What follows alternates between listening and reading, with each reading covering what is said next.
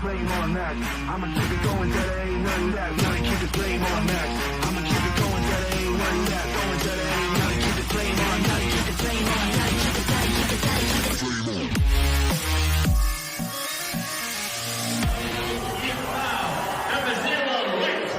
Hello and welcome to the University of Worcester Arena. We have two semi-finalists in the playoffs in the British Basketball League. We're about to find out who's going to be the third as the Newcastle Eagles and the Sheffield Sharks battle it out for a spot at the Morningside Arena next week. Daniel Ratledge and Ant Rowe with you courtside, and this game perfectly balanced. A good second half comeback in the first leg by the Sharks, just 2 points between the man. Well, if game two is anything like game one, we are in for a battle indeed, Dan. And game one I felt like was that playoff basketball, high intensity, both ends of the floor. And look, what I really liked about both teams as well, they didn't sway too much from their identity. Sheffield Sharks, that team that methodical, they'll stay around. Even if they get down big, they'll still hang around, and they fought back. And here we are now with a 2-point differential. You've played in these two-legged games before. Does momentum carry over one game to the next? Because Sheffield had it at the end of the fourth quarter. I'm not sure. I don't know if there's any science or trend in relation to that. But what I will say is Sheffield Sharks have to be quietly optimistic about their chances going into this game. Well, earlier I was able to speak to both coaches to see how they thought things might go tonight. Well, so Ian, looking back to the other game, you take 40 minutes of what you did in the first half rather than the second half, I would imagine. Yeah, definitely performance-wise, but we'll take the result again. We'll take a win.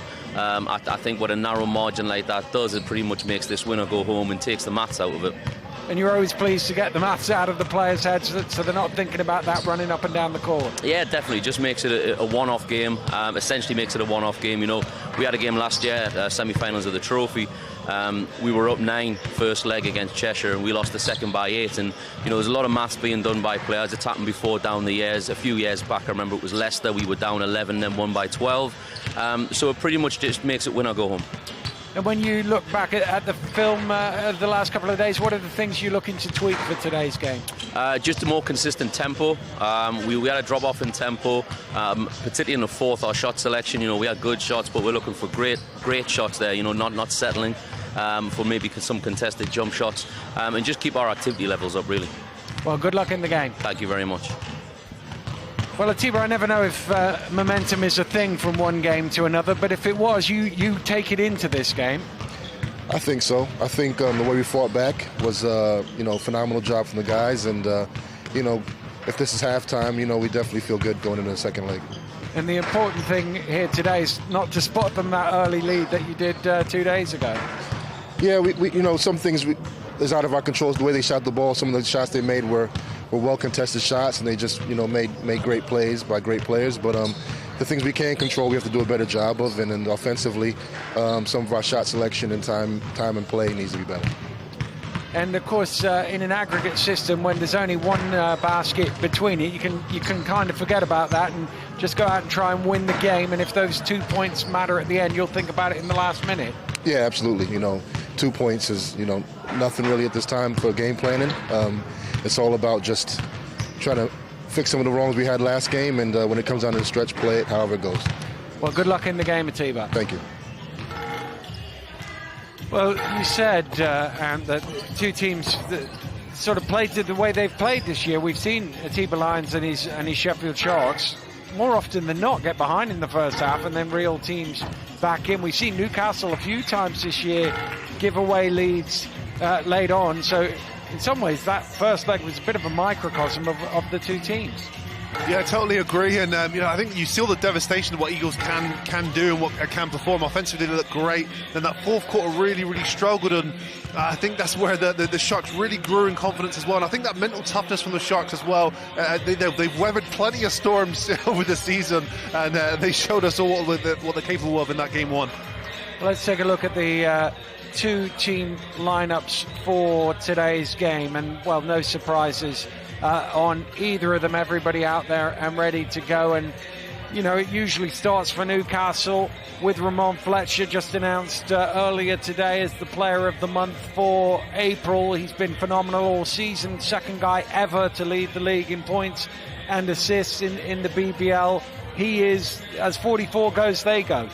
Yeah, and I thought he was the aggressor as well in game one. He looked for a shot a little bit more than usual, but he still finished with 18 points, 9 rebounds. I thought he was excellent, and he had a really, really good shift from Darius Defoe, who I thought was the X factor in that game. But they're going to need bigger games from Evan Maxwell today. They only got 4 points off the bench as well, so they're going to need more of a collective effort from the Eagles offense. Well, you take a look at this Sheffield Sharks lineup now, and again, consistent as they have been through the season, they have explosive scorers. You're thinking of somebody like Lewis can go off. Hemsley's obviously scored very well. Lillard can explode.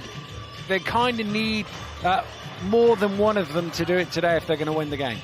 Yeah, I like Ratinho as being the aggressive guy, looking for a shot, and his movement is excellent. But you're right, Dan. I think you need someone else. You know, and Hemsley is going to give you the most casualist 20 points you'll ever see in your life. You know, you look, he's got 21 points game one. You think, how has he done that? But you're going to need Lillard to step up. You're going to need Kipple Nichols to step up and get some surprise, you know, performances from the bench as well.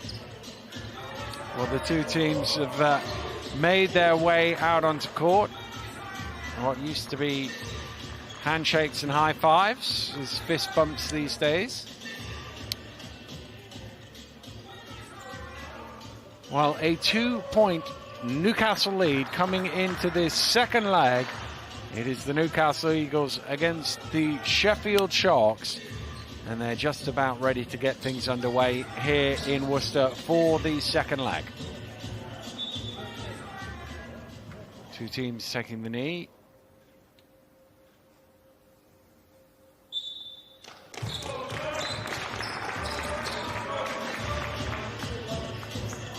Well, the two veterans of their ball clubs, Tuck and Defoe, have been going against each other for a decade or more. Jump it up, and it is Sheffield who start with the possession of the ball.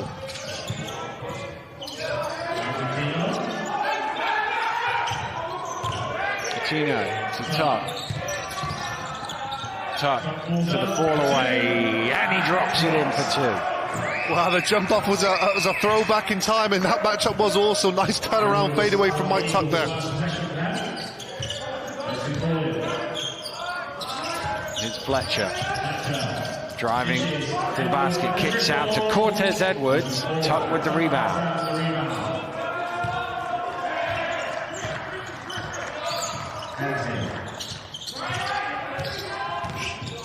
Hemsley back to Lillard. Down it comes to Ratinho, driving on the baseline, and Defoe there to shut the door. Well, good aggressiveness there from Ratinho, though. He turned down that three, and the aggressive drive baseline didn't get anything to go there, but good activity from him. He's Gordon to the spin, not quite enough as he tried to spin the ball off the glass. He sort of spun away from the rim and then lost his balance and didn't quite gather himself enough to explode to the rim. Ratinho in the corner for three. Oh, Lillard's stolen that away, has he? No, it's just out of bounds and an Eagles ball. Good activity from the Sharks. They didn't recover the basketball, but good anticipation there from Lillard and couldn't quite gather it in. I think he was looking for options there to pass to maybe Kipper Nichols there underneath.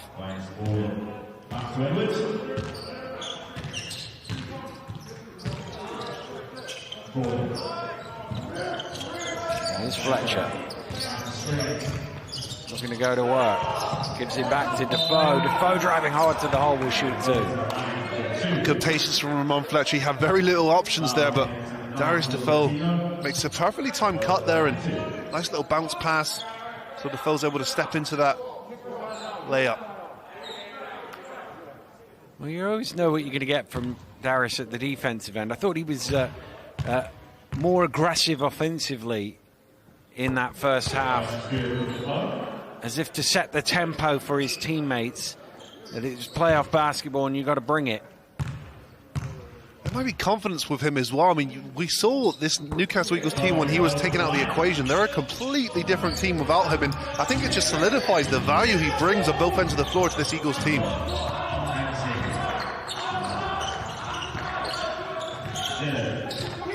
Lillard. Chino kind of lost it. Pinballing through, and it's out off Gordon.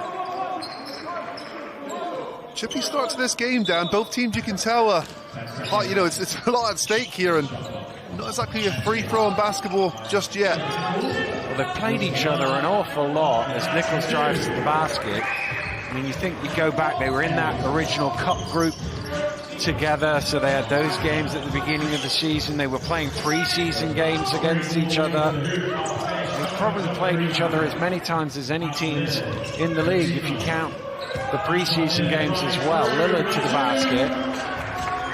Good take from Antoine Lillard. And it's stolen away, and he scores. Wow, Antoine Lillard, eyes in the back of his head this evening. He's got a couple of steals already, and that'll be the easiest finish you'll have this evening. It's Gordon driving in, takes the foul, will go to the line for a bonus. He is so difficult to guard. Inside, outside, and that's a really good matchup in terms of size here. Gordon versus Nichols, both athletic wings, but Gordon coming out on top in that exchange.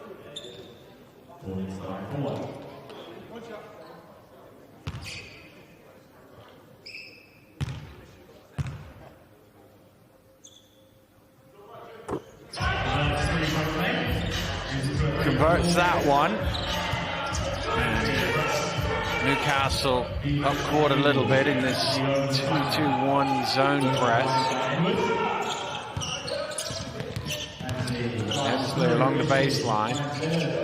Lillard, skip pass. Nichols down the lane. Out in the corner. Hemsley from the elbow. It's good basketball as well. It's pass, penetrate, kick, and a nice pull-up jump shot there to finish proceedings there. Jeremy Hemsley.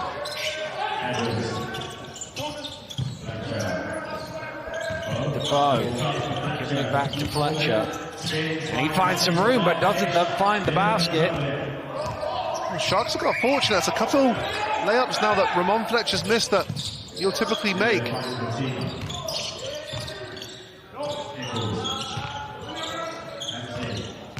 Hemsley drives in off the back of the ring.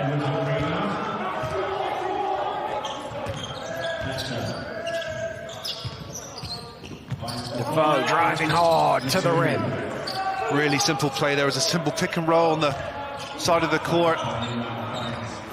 Greatly timed pass there from Ramon Fletcher.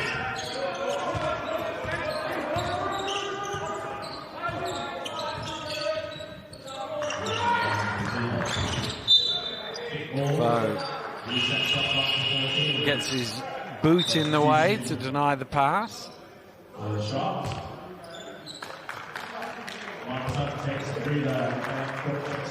Quick into the game, replacing Tuck.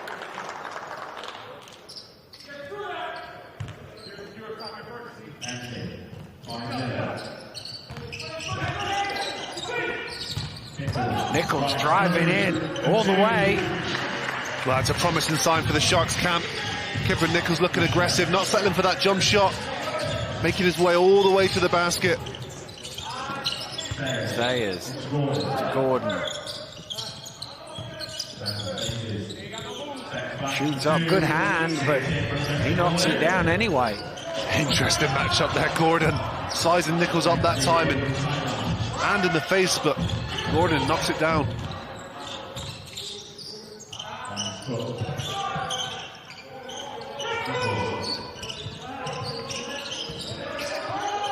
Nichols kind of stuck with it at the top of the key.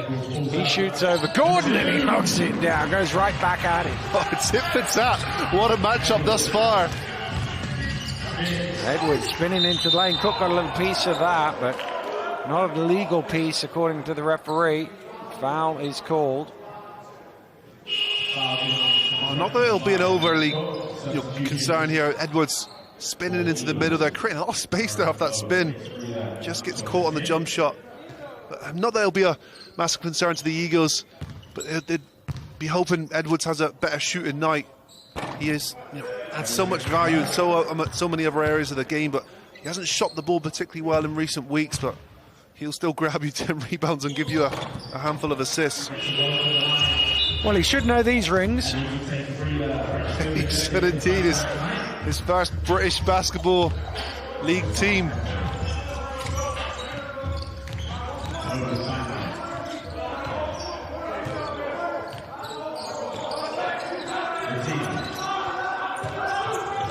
Chino over to Lillard. Lillard, little hesitation, gets him all the way to the basket, and he scores. He's certainly looked in the mood here. He looks great so far, and not afraid there. Two defenders around him, strong enough as well to withstand the swiping down from Pfluger, and brave enough to shoot over the 6'10" Evan Maxwell. Well, timeout called by the Newcastle Eagles. We're just past the midpoint of the opening quarter. It's an opening quarter that Sheffield have led all the way through so far. They lead by 5, chance for that to go out to 6, and we think back to that first game, and I'm losing track of my days. When was it? Tuesday. On Tuesday, and they didn't start the game tremendously well, Sheffield. Newcastle got up 17 in the first half, and Sheffield reeled them back in, and Sheffield seemed to have kept that momentum into this game here.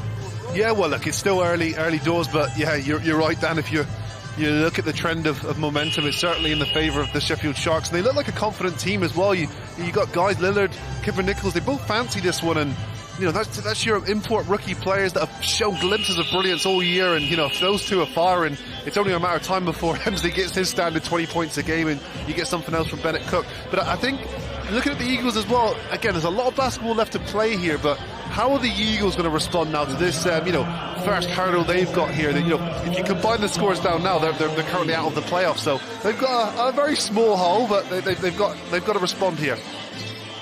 The other thing I've been impressed with in the first 5.5 minutes here is the way Sheffield have been looking to attack. They're not settling for jump shots, they're looking to get to the rim. Yeah, totally agree, and it's been high percentage, aggressive shots as well. Even Routinho, as you said, Dan, I think the message has been sent there. And Routinho's even turned down 3-point shots to try and get all the way to the rim. Well, I don't think that was going in, but Edwards tipped it off the rim to make sure. Here's Gordon. That's the size advantage. Nice bounce pass, slightly bobbled by Maxwell. Ooh, Cook's come down hard. I think he's okay.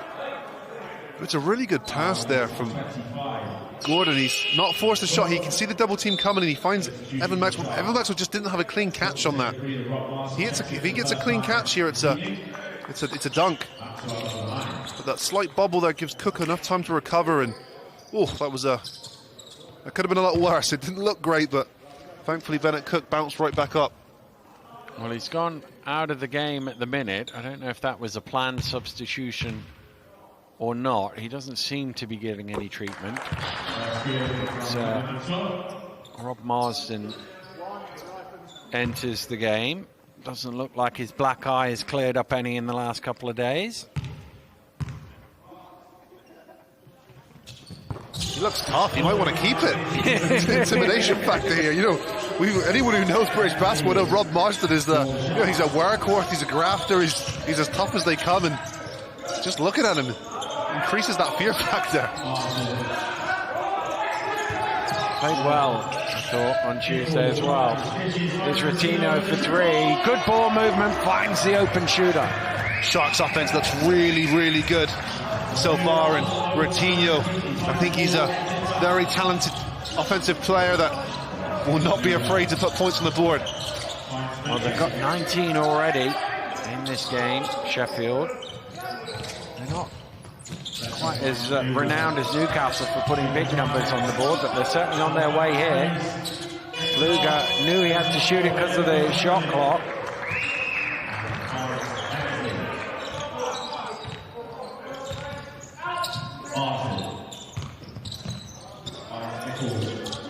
Oh, Nichols just basically gave it to Gordon. Out to Pfluger. In the corner is Fletcher for 3. Nichols with the rebound.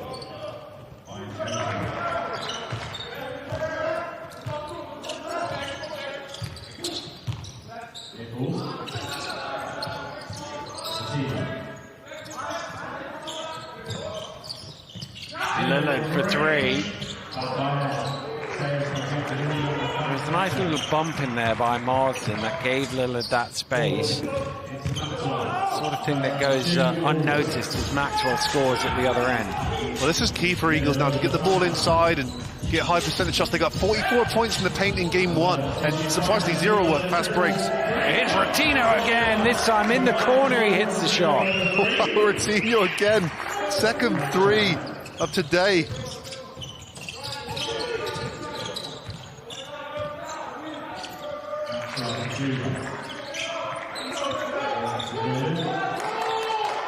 Gordon. Off 1 foot, tough shot. Tipped, not quite by Pfluger in. Sayers trying to keep it alive, but the Sharks come away with it. Hemsley drives in. And he is fouled. I think Fletcher got him first. Just to question whether they're going to give him shots for that. No is the answer. Just before he picked the ball up. Again, it's that mentality, isn't it? To attack, and very, very professional performance so far for this Sharks offense. Both teams making changes. And in fact, Sheffield going to call a timeout as well. Don't know whether that was Defoe was coming in, so they were having the two bigs of Defoe and Maxwell, and whether that prompted Atiba to have a little discussion with his team about how they might attack that lineup.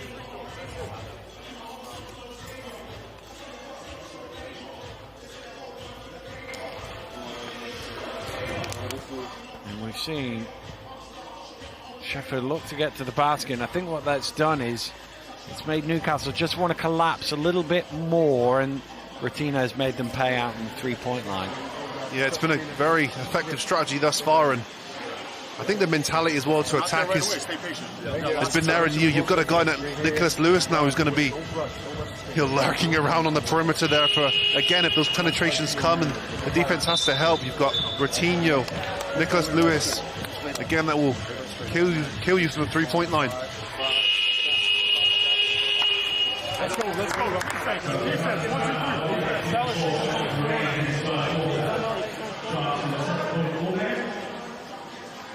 Here come the two teams from that timeout. Sheffield ball from the end, 19 on the shot clock. They lead by 7. That's 5 on aggregate.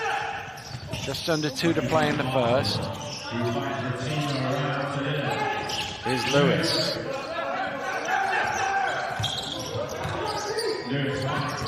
Marsden, top of the key, and he says, thank you very much. Wow, everyone is on point. It's just one of those days at the moment for the Sharks that everyone's in key, everyone's in tune, ready to play. Pfluger, all on his own, hits the three. Much needed three there from the Eagles, and Rex Pfluger knocks that one down with confidence.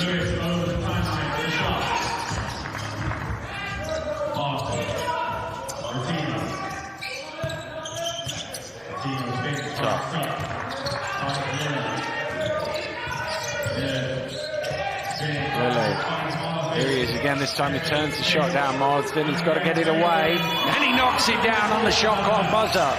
Rob Marsden, an array of moves there, span away from Maxwell, and the softest of jump shots there. Maxwell trying to post him up. Fletcher's looking that way, but Marsden does enough to prevent the pass. Fletcher drives in himself. Marsden with the foul. Good work from Ramon Fletcher. He settles his team down there with an aggressive move and penetrates the heart of that Sharks defense.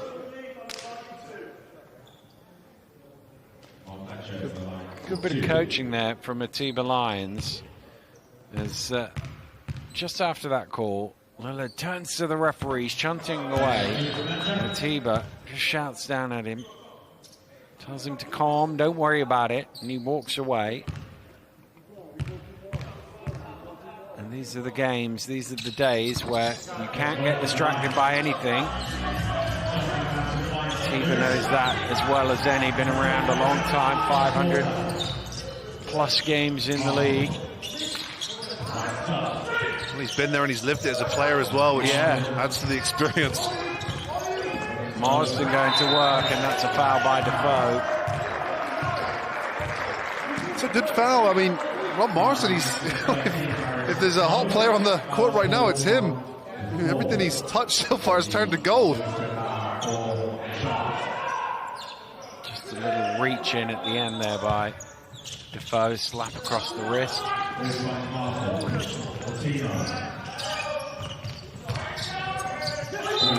Lewis was just contemplating what to do with it, took his eyes off the ball.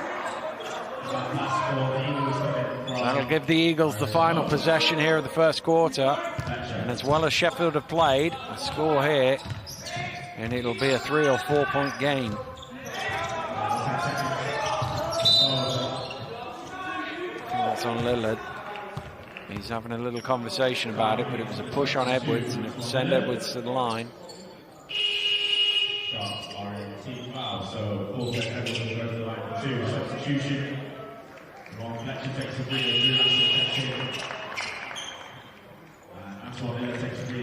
Lillard's going to get a break. So too Fletcher. He's going to get a 6.7 second set. Now, it wouldn't surprise me to see Fletcher start the second quarter either. There you go. You've had your 6 seconds rest. Well, some heavy minutes played on the Eagles team. Fletcher played 36, Edwards was 37, and Sayers was 35 in game 1. Here's Lewis. Fires up. On the buzzer, long two. Nicholas Lewis with the score. A great first quarter for the Sheffield Sharks. Their offense has been purring. They have 28 points, and they lead Newcastle by 6. Wow, Nicholas Lewis uses that. It's like Evan Maxwell screened Cortez Edwards on that occasion, but he took full advantage of that and makes amends for the previous turnover. Well, they need to win by 3, the Sheffield Sharks. They are currently up 6 going into the second quarter. And I'm sure Antigua Lions will be delighted with not only the scoreline, but the way his team have played here in the first quarter.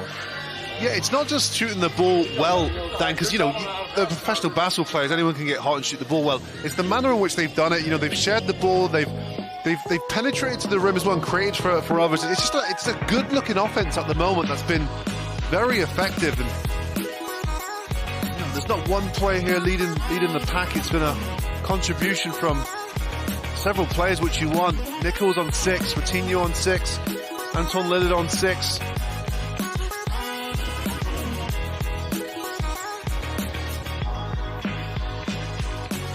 Wow, 28 points in that quarter for the Sharks. The last 4 times they've scored 28 points in a quarter, they've gone on to win. It's a small sample size, admittedly, but it's a sample size nonetheless.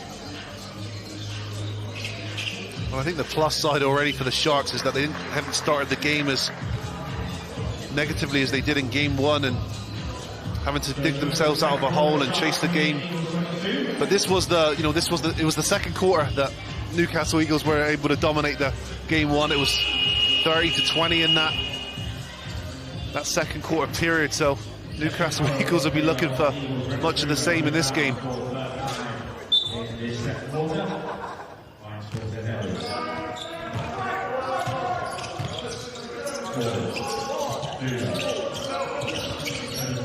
Here's Defoe into battle with Tuck. And Tuck just closing out a bit too far, and the foul is called. Good start to the quarter there. It was a very simple low block cross screen there to get Darius Defoe the ball in the post, and the Newcastle Eagles was able to score 44 of their 79 points in game 1 from within inside the paint. And there are your high percentage shots there.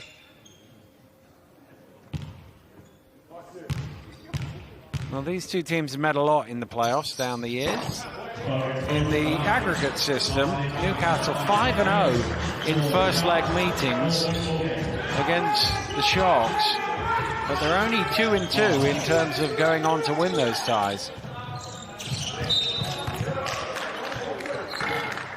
Alaska called for the foul. scored on course of the sideline bounce for the Sharks. Substitutions for Sharks. Rob Martin takes a breather. Nichols checks back in. Nichols going to return to the game.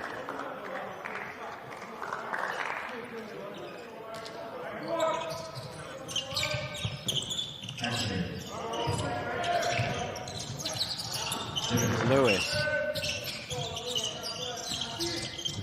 Coutinho. Pass to where Lillard was rather than where he was going. There wasn't great movement there from the Sharks, but it was good pressure from the Eagles. You can tell that the intensity levels have stepped up on the defensive end, making things a little bit more difficult for the Sharks to have their way.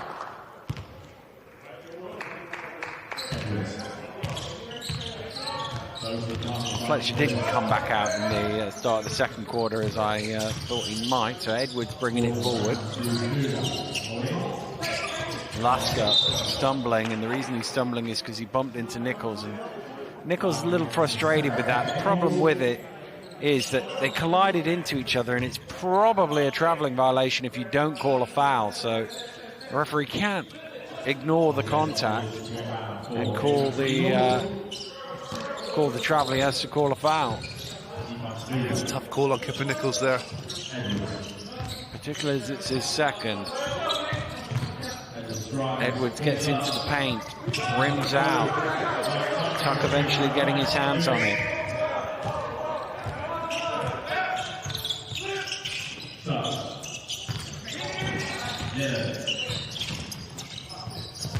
Nichols drives in, gets to the rim, foul by Defoe, and the basket will count. Oh, good decision from Atiba Lyons not to take Nichols out of the game when he got his second foul.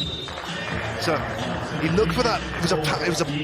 He looked to pass the ball to Mike Tuck originally. It was kind of like a pump fake for a pass, but what that did is it shifted the defense, and Nichols saw a little bit of space there and drove. Nice left-hand finish from him. Well, that was number 2 on Darius as well.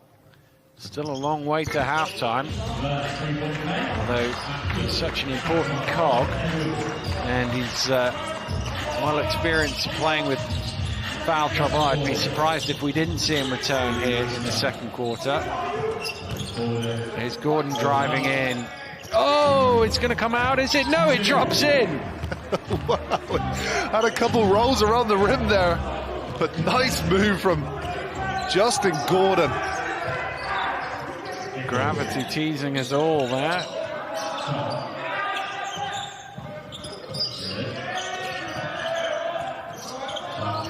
Lillard. Hemsley steps into the 3, and that is good. It's an 8-point Sharks lead.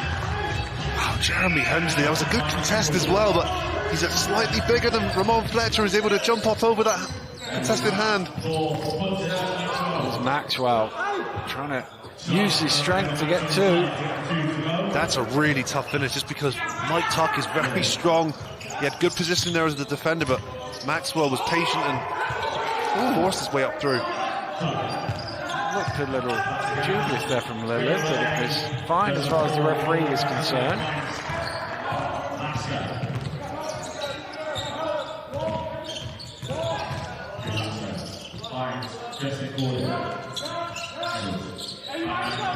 Here's Gordon. Oh, nice step. Spins it up off the glass for 2. So tough, and finish high off the glass there. And Kipper Nichols doesn't want to pick up that third foul, so he's not going to do anything reckless there. And Gordon exploited that.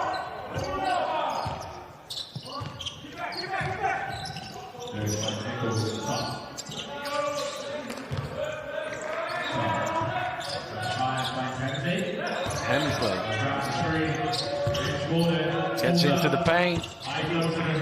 Tuck tipping it, still fighting for it, can't quite keep it in bounds. Good hustle from Tuck, wasn't able to come up with it, but again it sends a message to his teammates that we're here to hustle, we're here to work hard, and we're here to win this game.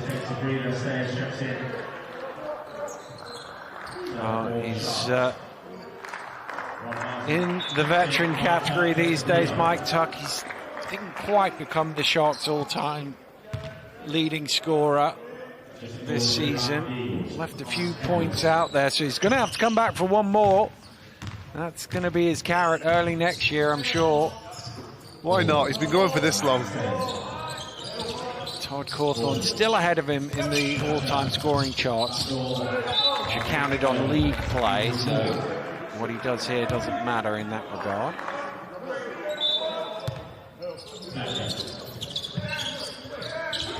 Here's Maxwell. Nice shot. That's a great pass from Ramon Fletcher too. There's a lot of hands there in between him and Maxwell.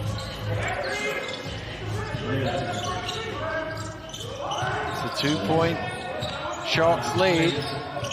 Nichols almost loses the dribble, manages to keep it alive. Hemsley steps into it. Just left that a bit short, and the Eagles can tie things up here.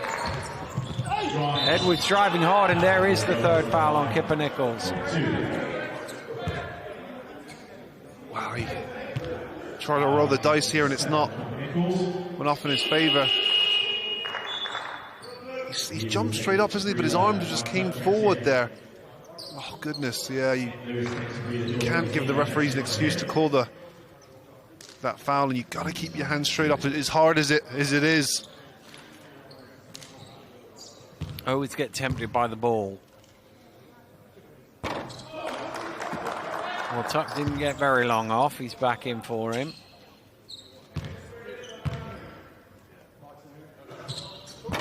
He's missed both free throws there, left him a long way short. Like I said, he hasn't been shooting the ball particularly well, but he's been playing well, which is, you know, you often don't see that correlation in basketball players. When they're shooting poorly, usually everything else subsides as well.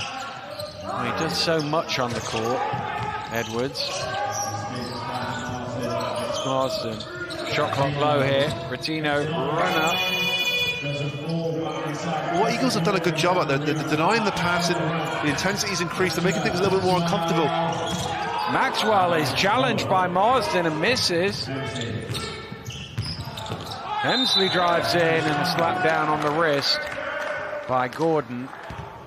Will mean 2 free throws for the Sharks. Really like Jeremy Hemsley's game. And even today as well, just hit a couple of pull-up jump shots, he's got to the rim, and even on that occasion, it's aggressive and gets Gordon to commit the foul this time.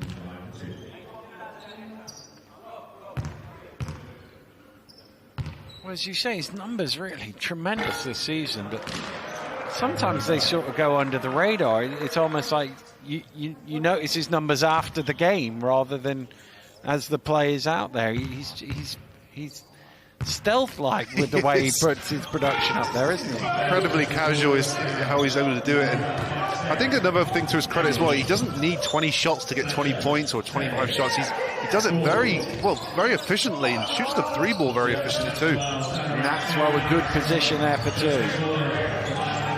Ties the game at 34, midway through the second quarter. Sheffield led by as many as 9.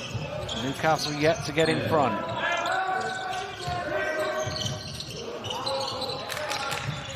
Deflected away.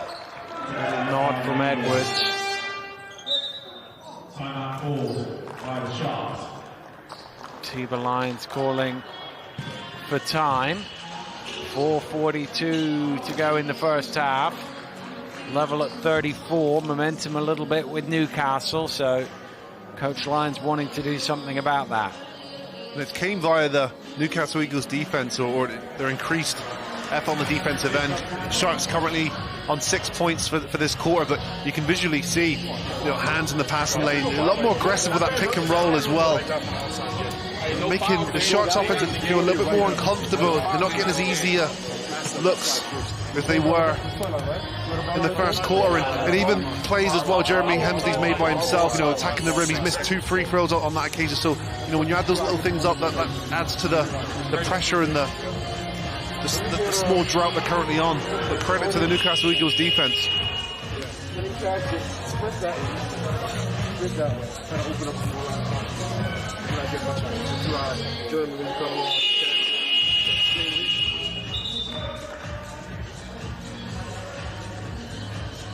Well, this is the final day of men's quarter-final action here in Worcester. We still have a couple of games to be played on this court as the women take centre stage once again tomorrow with the semi-finals of their playoffs. Newcastle involved in that after their tremendous upset in the quarter-finals, beating the Leicester Riders as the number 7 seeds. Here's Lillard for 3 off the mark. Wow, that was an aggressive play there. It's a very simple pass to Tuck and then pass back to the inbounder, and Lillard shot before he caught it. Fletcher all on his own, and Maxwell trying to jam it in. Oh, it's one of those where he wanted the point of emphasis and he ended up without the points. Yeah, I mean, I like the aggressiveness and activity from Maxwell, but he's got to come up with that and finish it.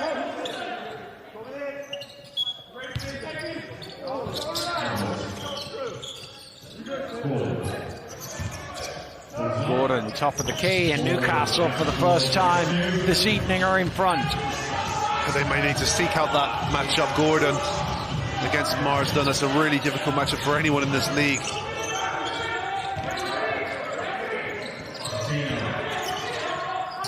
Tuck comes out, Lillard trying to tip it home, ball batted out, but all the way to Hemsley. Hemsley splits through the defense, not enough on it, gets his own rebound. At the second attempt he scores. Good persistence there from Hemsley. At first you don't succeed, stay with it. Easy putback finish for him. Edwards deflected away, Newcastle ball.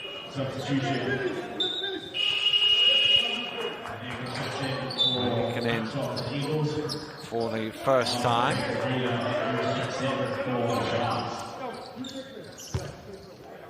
Good little slap of the ball there by Tuck.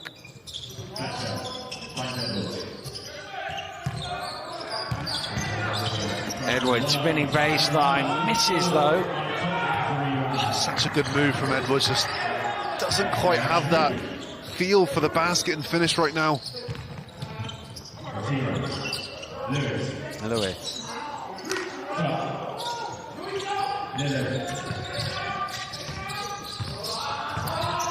Lillard with the step back. Gordon seems to be involved in everything at the minute.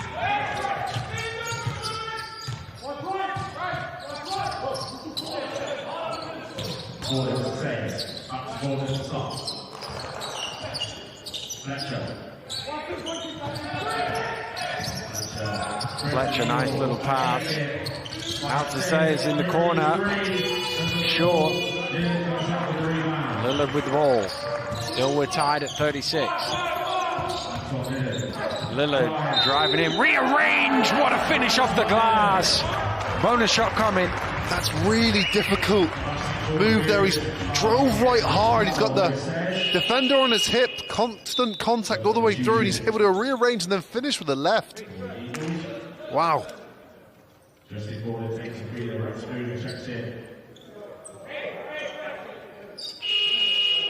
Substitution for the Sharks as well.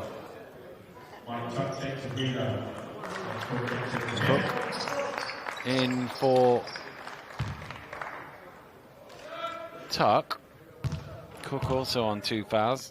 Last time Mike Tuck sat down, he got about 10 seconds before his teammate picked up a third and he had to go back out there. He'll be hoping he might get the next 2.5 minutes off. Ooh, Pfluger's lost it.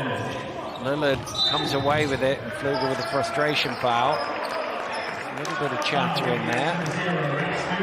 Well, the stat sheet don't say it, but I've got that. It's Lillard's third steal today. He has been very active. Good anticipation from him. And the issue the Sharks have at the moment, though, is free throws. It's abysmal. 1 for 5 currently as a team.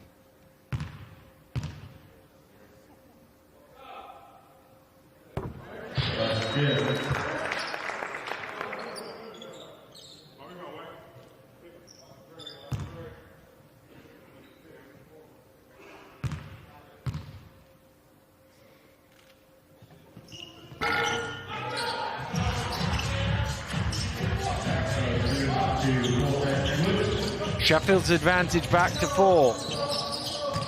2 on aggregate. 2 to play in the first half of this second leg. Offensive foul. I think he just chased it with his hip there. Yeah, it's little turnovers like that. You've got to be more disciplined and stand your ground. So eager to set a good screen. You've got to keep your position there. He wasn't anywhere close to being set.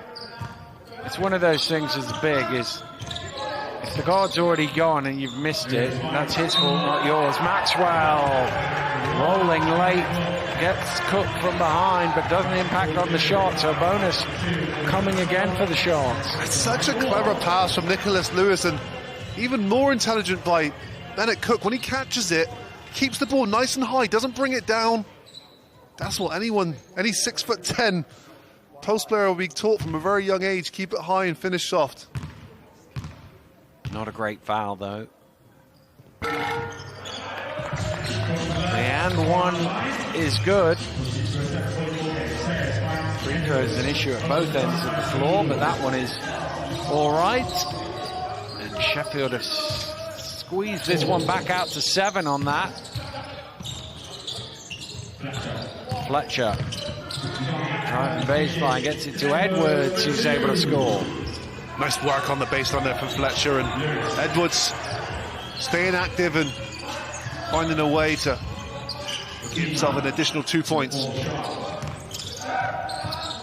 Just the 5 first half assists for Fletcher.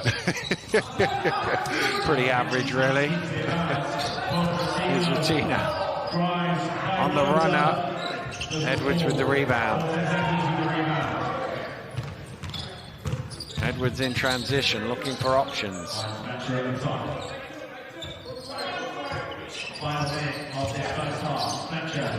Maxwell down to Sayers. Oh, that's normally his shot. Hemsley draws the defense. The charge is called. He passed it off. Lillard missed the dunk as it happens. But Fletcher taking the charge. Wow, that's a play that Sharks must score. Look at the numbers. It's a wave of Sharks players here. Hemsley's got options. Oh, that's a very, very suspect call. Very suspect call. And Lillard might be happy though, because he just missed a dunk. I don't know if he heard the whistle or not. Yeah. It's like in football, you know, when someone misses a wide open goal, and they look to the line, please call it offside. Well, there was one with Defoe in the first leg where he used all his experience on a 2-on-1 break to convince the referee that there was a offensive foul in there, and I think Fletcher's done well there to get his team a stop. As you say, it wouldn't have ended up in points as it was. 46 seconds left here in this first half. Eagles with a timeout and trailing by 7. Trailing by 5, sorry.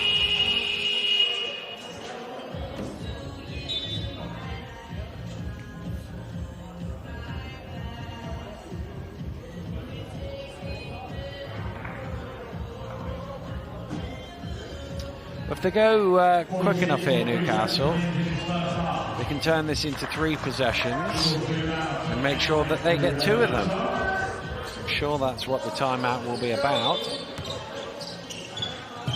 Sheffield will be trying to slow this offense down so that it's 1 possession each. Here's Gordon. Cross court to Sayers, inside to Maxwell. Maxwell to the hook, a bit short. They should have enough time to get it back though, Newcastle. It's about 6 seconds between shot and game clock. Ooh, Tuck had got open. I think Tuck was thinking clock. I probably don't want the ball at this stage. But Lillard threw it to him. Lillard should have been thinking the same thing. You want to eat away as much as that clock as possible and get a good shot. It's not to be.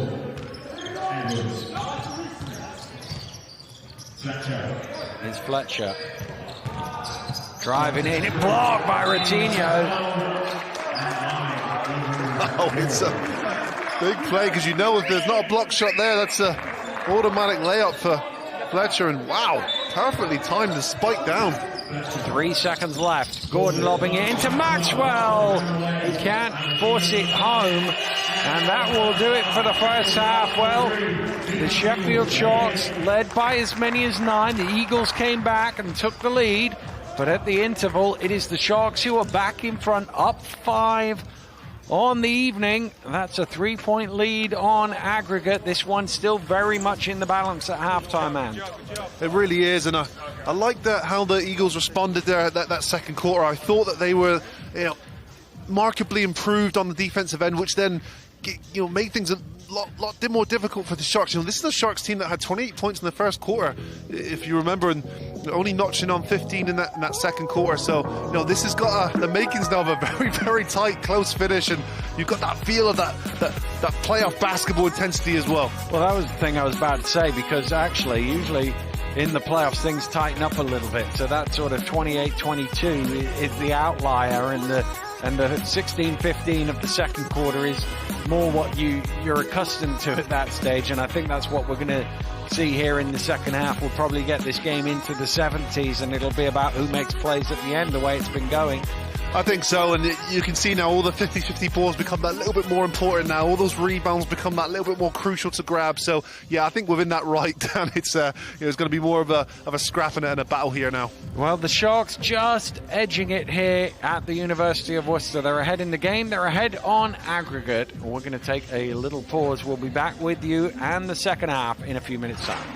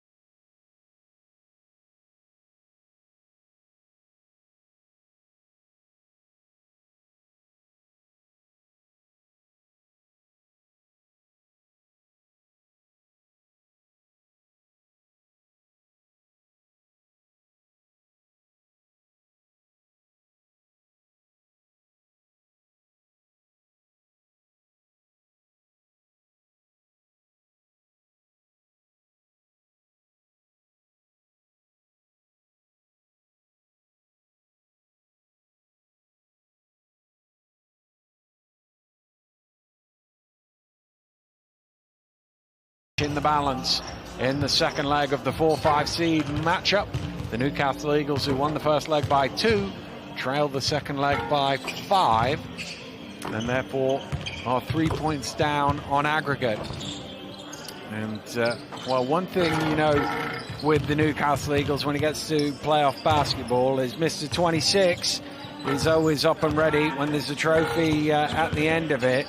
And Darius Defoe was excellent in the first leg, and he's going to be key if they're going to win this game here in the second leg. He's going to be key for them, particularly at the defensive end of the floor, but he can also still score valuable points for them. Well, you don't win 26 trophies by accident, Dan, and there's a reason why he's been you know, a massive part of this winning history at Newcastle Eagles, because he understands how to win. He does all the little things that's required of him. Sometimes some of the controversial things. He's a very strong physical player, and he's not afraid to upset anyone in the path of him winning another trophy. And you know, what I really like about him, though, he shot the ball, you know, really well from that mid-range position. And you know, parts of his game too, it looks like he's had a resurgence, and he looks younger, and he's spitting away from defenders and making reverse layups. But no, he's the X factor. He was a huge piece of the puzzle in game 1. And at the other end of the floor, I mean, there's been a lot of things that have happened well for the Sheffield Sharks, and you feel that if they can keep attacking the basket, frees up some space on the three-point line. They've got three-point shooters who can knock it down, and this guy, Jordan Rotino, is certainly one of those. Well, you know, you kind of want to do a blueprint of the first quarter, because they were exceptional. The ball movement, the execution, the aggressiveness as well is shooting the ball. But Rotino, yeah, he's a guy who he had a good game 1 as well, leading scorer for the Sharks, and you know, look at him blocking shots as well. He is doing anything and everything to will his team on. But him, for me, offensively, he's very dangerous because he's got that speed and he's got that three-point shot. Well, they've played 60 minutes of basketball in this ball game. Do you know how many fast break points Newcastle Eagles have in 60 minutes? Is it 0? 0. Yeah. That can't happen very often, can it? No, and I was real surprised to see that from game 1. It was 44 points in the paint, and 0 of those were fast break points, which is, yeah, it was really, it's a stat you don't often see. I mean, to be fair, Sheffield have only turned the ball over 5 times in the game, and obviously the turnovers are the ones that usually lead to quick fast break opportunities. But Newcastle have in their backcourt 2 guys who like to get down court quickly. They play at that tempo. Just a really bizarre stat.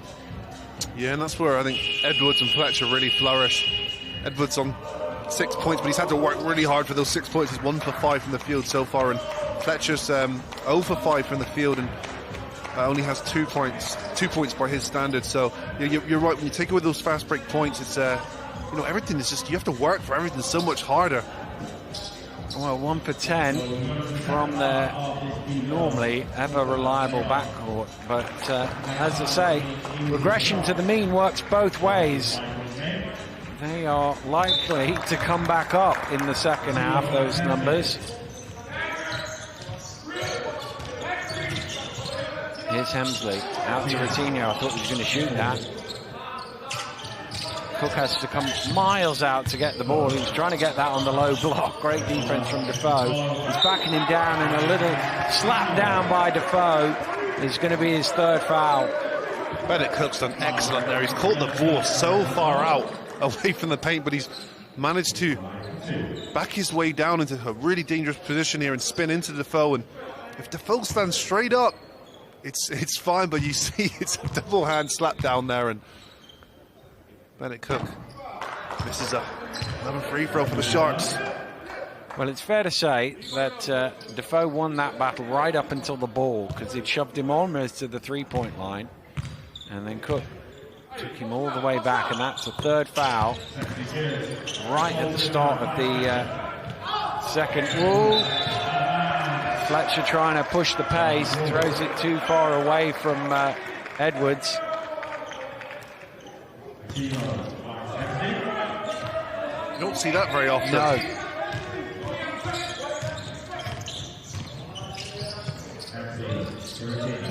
Rotino.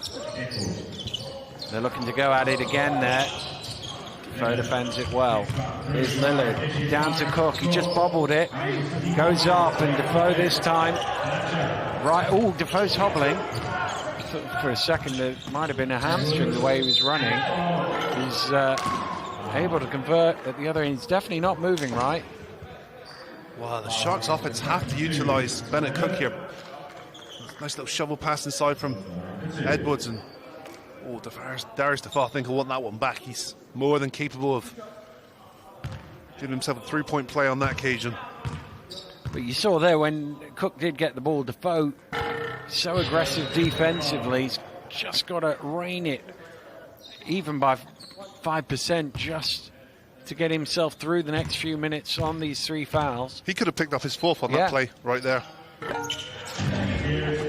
You remember the game we did up in Newcastle and Leicester in the second half where he was on 7 4 fouls. and he managed to finish the game on 4. But that's what he's so good at. He understands the game of basketball. He knows what he can and can't do, and that's why he helps win ball games, because of that intelligence and aggressiveness. Hemsley drives in, Retino for 3, knocks it down. Well, he positioned himself in between Edwards and Sayers, the defenders there, and neither could really contest. Fletcher driving hard, no way through. You're feeling it here. This is the moment for Sheffield to attack. Lillard's on the floor, that's fine. And Cook drops it in.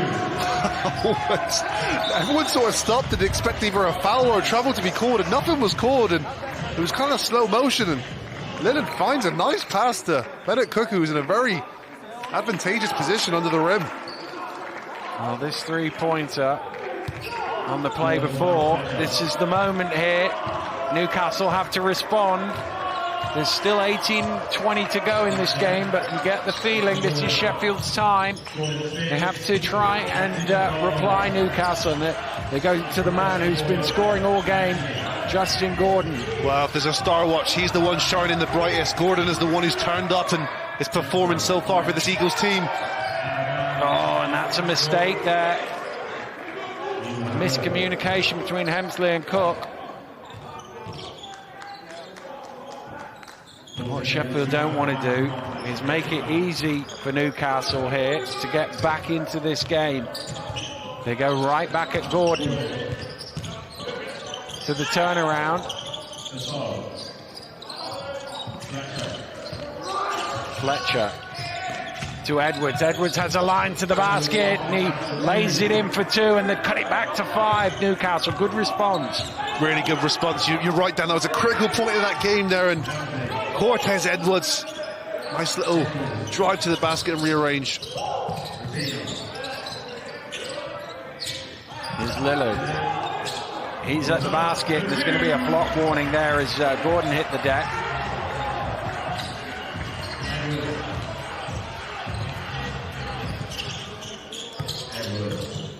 Edwards back to Gordon. Trying to feed it to Fletcher. Did get there in the end. And, it almost went in for Edwards, but Cook, with his arms not straight up, gets called for his 3rd foul. That's the difference of margins there. Pass through there, almost turns it over, but Fletcher recovers and finds the cut in Edwards, who almost gets that one to go. Well, Lions not going to take the risk with Cook as McLeod did with Defoe. He's going to take him out on 3 fouls, although Nichols obviously is on 3 fouls as well. It's probably a different risk when you've got 2 of them. Second one off the mark.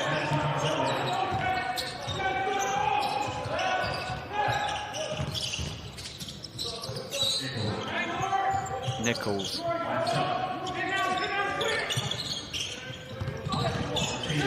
Back to Nichols for 3. All string, Kipper Nichols. Kipper Nichols, that's a big time play. The Sharks offense was patient, but the shot clock was winding down, and Nichols, nothing but net.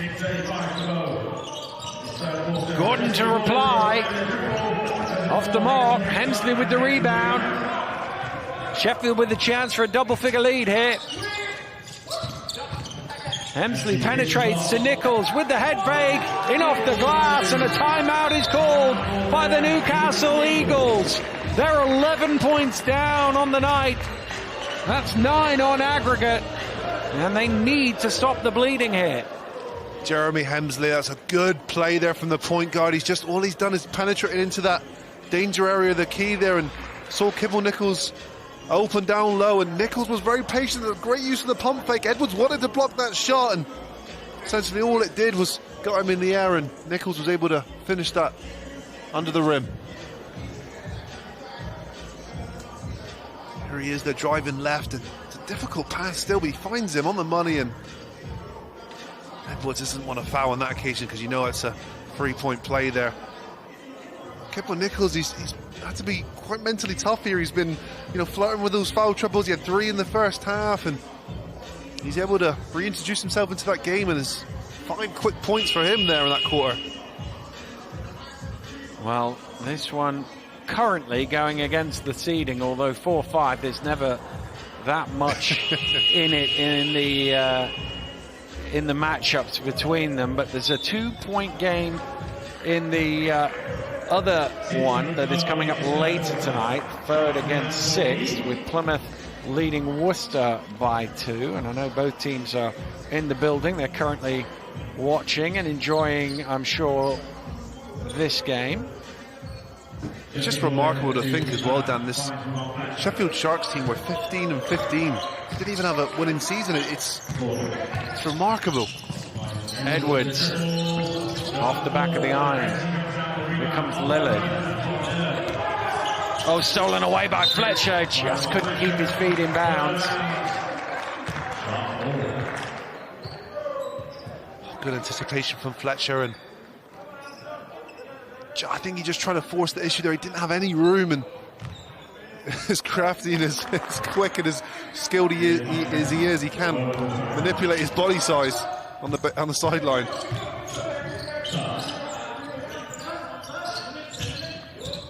Nichols. Lillard. He's tucked for 3. Off the mark.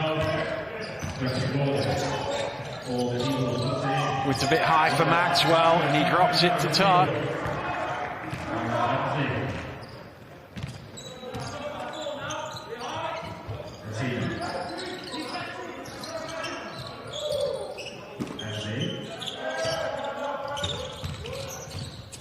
Hemsley to Tuck for 3. That's off the mark.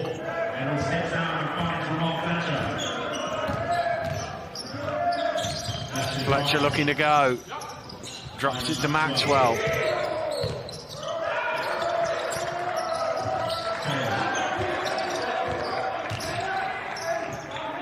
Just got that one to Edwards. Shot clock at 5. Maxwell driving in. Charging foul on Evan Maxwell. Kipper Nichols there to take it. That was a really good defensive possession, and it starts with number 42, Jeremy Hemsley, who did a superb job of Ramon Fletcher. He took away that left hand, beat him to the spot, and Kibble Nichols this time on 3 fouls himself. He knew he had to get that one right, and he did. Still 11 between them. Tuck's just bobbled it, kicked out. Lillard along the baseline, that's an offensive foul on him. His third. Offensive fouls flying around everywhere, Dan. Well, we're still stuck on 45-56. Another look at it. It's the use of the arm or the shoulder.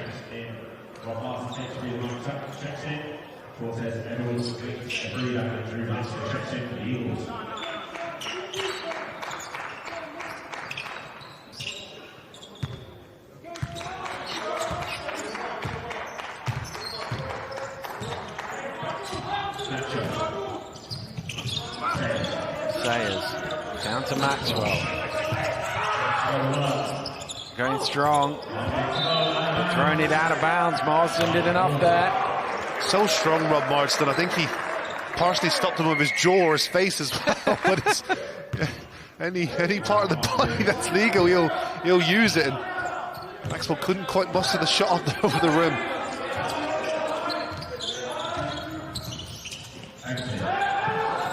Hemsley driving to the rim, but that spins out and still neither team can score.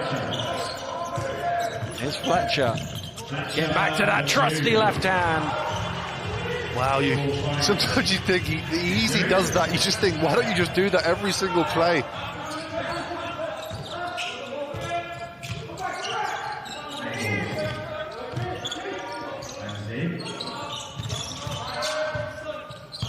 Hemsley getting to the rim, and it's an offensive foul. Fletcher taking the charge.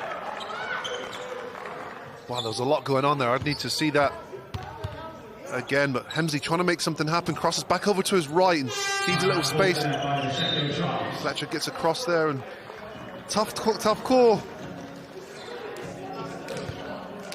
Well, I think he was in a legal position in terms of where his feet were, so that was out of the equation. It's tough to see on that replay, but it's timeout called, 56-47, and really both teams were, the last couple of minutes have had opportunities here to, in the Eagles' case, cut the gap. In Sheffield's case, you know, knock the Eagles out, really. They've had a few decent looks. Tucker's missed a couple of threes, and neither of them's really taken it. The only score since that last time out was the Fletcher one just a moment ago. And that's the concern here when you're looking at the Eagles. I mean, this is a Newcastle Eagles team that thrive off scoring the basketball. They get stops, they get fast breaks, they score the ball. And, you know, you look at their stars there, and they're struggling when you compare them to their season averages. And Ramon Fletcher's on 4 points. He's 1 of 7. And collectively as a team, you know, they're 1 of 8 from the 3-point line. Just Rex Pfluger is the only one that's made a 3-point shot. So you're looking at a 12%. Shooting percentage right now from the 3-point line. And what I'm not saying is you got to shoot yourself back into the game or try and shoot yourself back, you know, into contest here. But what you've got to do is you've got to be able to knock down those open threes.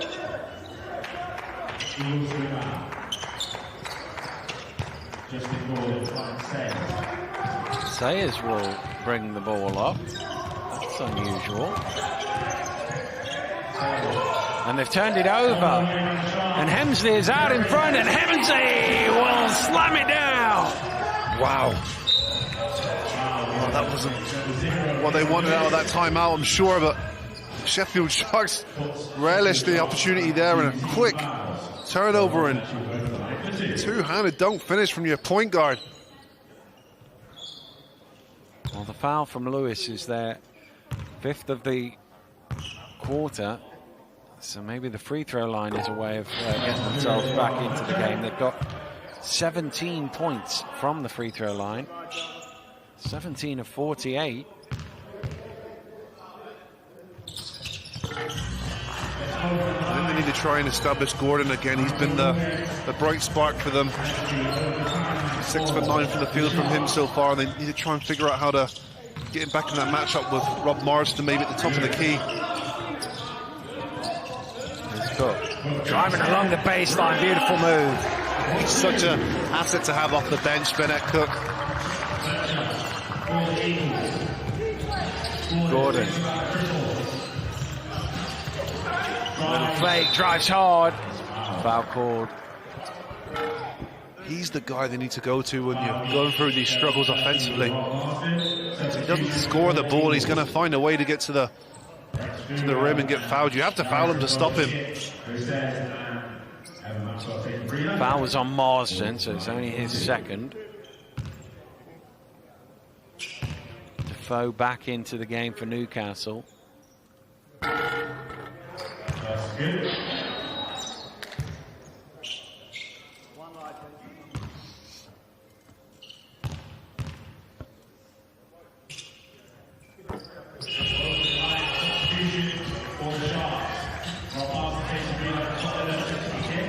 Lillard subbing in for Sheffield. Newcastle playing, well, only on the ball, only on the inbound, faking a full court pressure.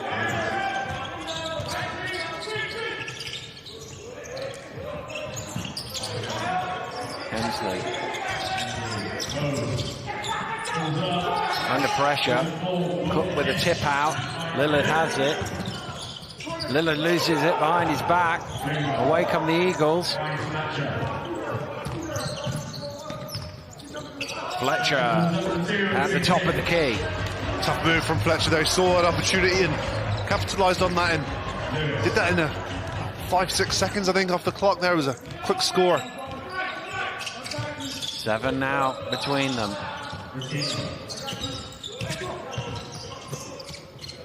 Poked away by Defoe, and it's going to be a foul on Cook. That's going to be his 4th. Darius Defoe is such a nuisance, isn't he? And such a big play from him there. He's crafted a turnover by himself. Quick hands there, and oh goodness, it's a good job there's no VAR. He's kind of tripped over him as well, Cook. And it's one of those, because the ball's going back and he's chasing it. Well, that's a blow for the Sharks, no doubt about it.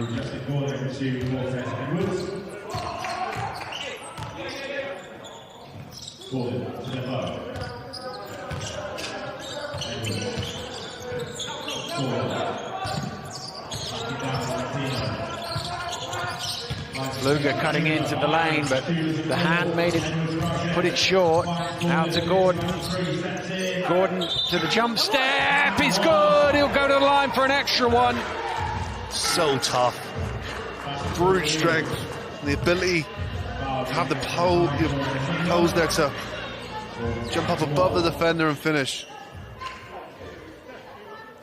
Rotino with the foul. Sheffield with their small lineup out there, really, with no Cook or Tuck on the court. I wonder how long before Tuck comes back in, or they're going to try and get to the 4th quarter. No, they're not. Now is the answer.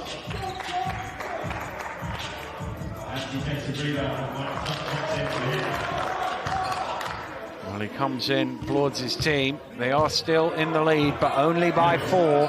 And remember, they need to win by 3.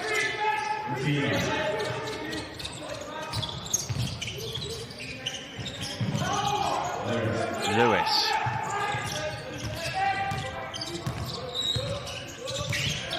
Shot clock getting low. Lewis fires up on the buzzer, gets caught, almost knocks it down. He'll shoot 3. Such a difficult move there. He's sizing up Ramon Fletcher, and the crossover generates him that space for him to get the shot off. Wow. And Fletcher has to contest there. He doesn't have to foul, but he has to contest. And there's almost part of me there in the last couple of seconds there, as you're ticking it down, thinking, just give him an open shot. Because actually, he's much better at making difficult shots. Lewis, I mean, he makes some incredible shots at the end of shot clocks like that. You almost feel like, well, let's see if you can make a normal one, because we know you can make the great ones. Well, you see what happens. Well, what the coach does to you when you let him stand You'll there be and sat shoot. down next to the coach, I know, but he is one of those guys who, late in the shot clock, can make all sorts of buckets, and he goes 1 for 3 from the free throw line, so it ends up not really hurting Newcastle too much. Luger.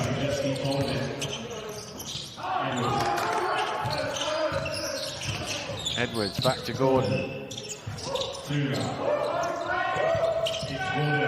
Gordon has a glance at the shot clock. It's at 5. Gets into the lane, hand in his face, quite literally. And Lillard with the rebound.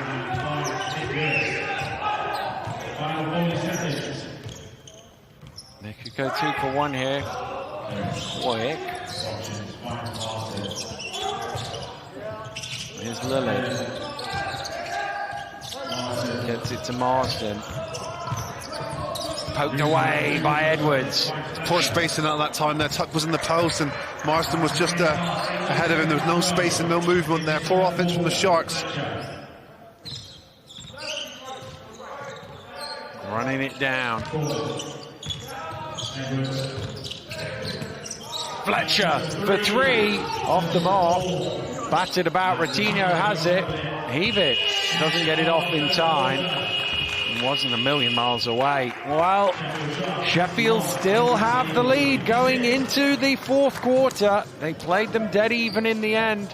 in that period, 18 points to 18. And if Sheffield can play them dead even for the next 10 minutes, they will progress because they have enough of a lead to win the aggregate tie. Newcastle must win this fourth quarter.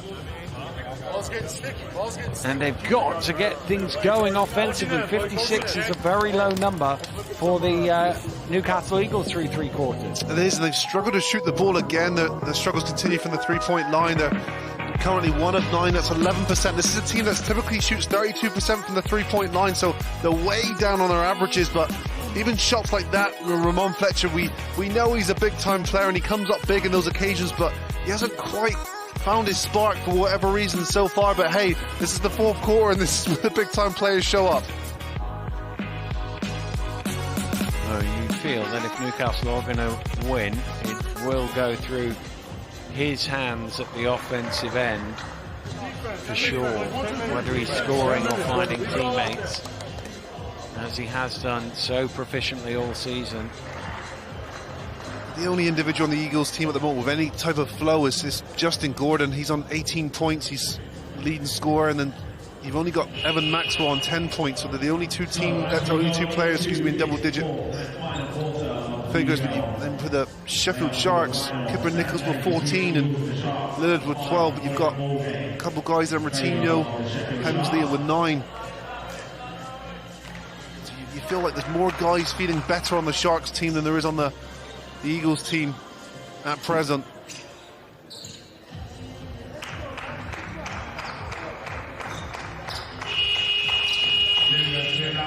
Ten minutes to decide who goes to the semi-finals. The Sharks with the edge at the moment. The Eagles with the ball. Here is Gordon, Eagles leading scorer today. Fletcher drives down the lane, gets it away. Edwards rips it. No, he doesn't rip it loose. Sheffield come up with it. He sort of let go of it, didn't he, with the jump ball sign. Here's Lillard. Hemsley. Little hesitation, gets in. That's just too nice. So good of a move there, and Hemsley's used his body there, a little bump to get enough space off, and he's come across the defender and finished high off the glass. Fletcher spins baseline, foul is called on Lewis. Well, he's arguing about it, but if the foul isn't called there, it's going to be 2 points. He's already got him beat.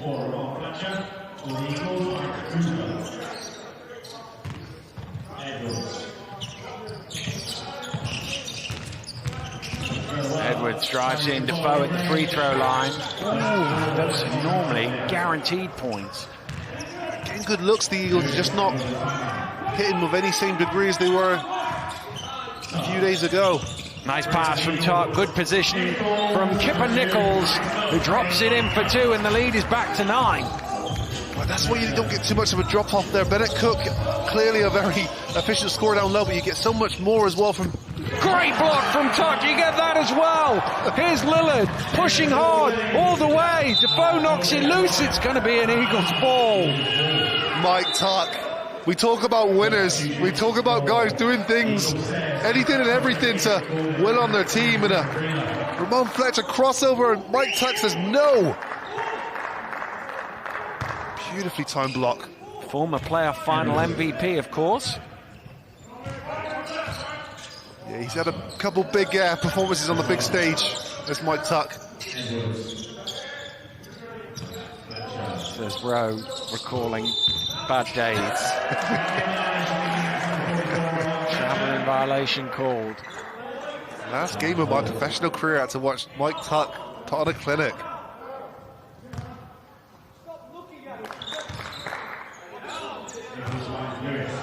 Well, the Sheffield Sharks were playoff finalists in 2001 and playoff finalists in 2011, and here in 2021 are trying to get themselves to the semi-finals and doing a good job at it, amongst their other playoff finals, of course, but year ending in 1.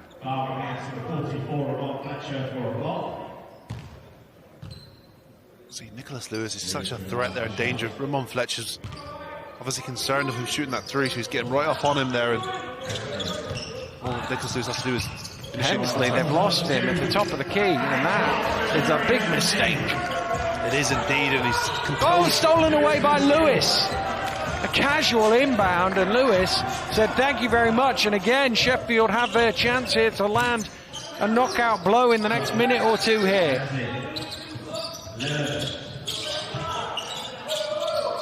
Tuck for three, big shot. Mike Tuck! All string as he knocks it down.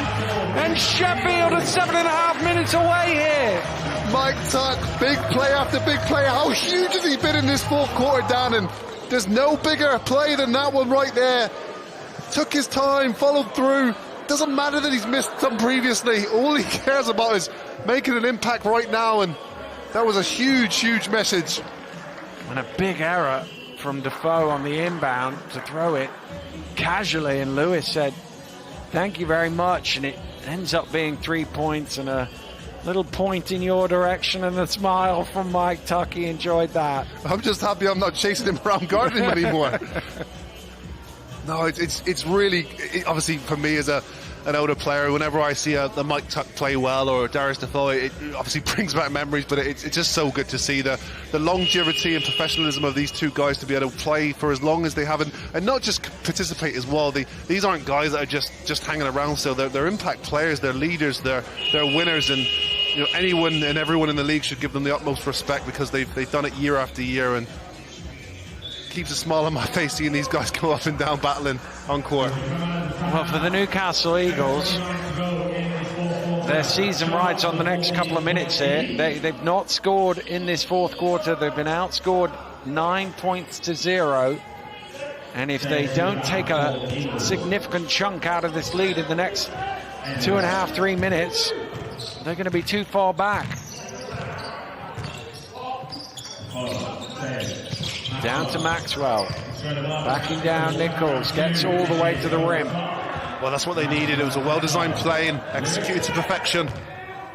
12 points personal for Maxwell. Top. To Lillard.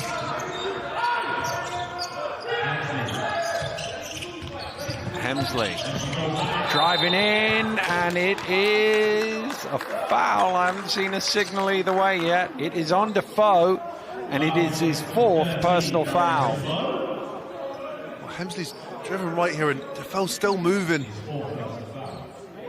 Hemsley does a good job again just to get him to commit the foul and initiate the contact. Well, there's absolutely no chance they're going to take him out of the game.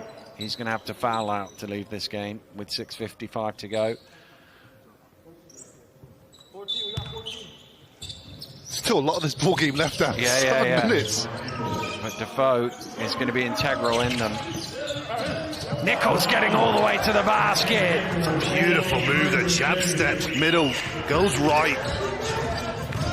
Edwards leaves his man on the floor, hops over him too for the finish. Wow, some degree of difficulty is relatively high at the moment. Nice finish from Cortez Edwards.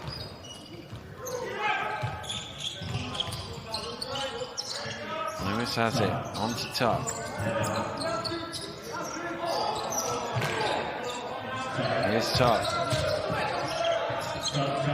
He has his shot rattle out. Fletcher looking to push. Sayers in the corner.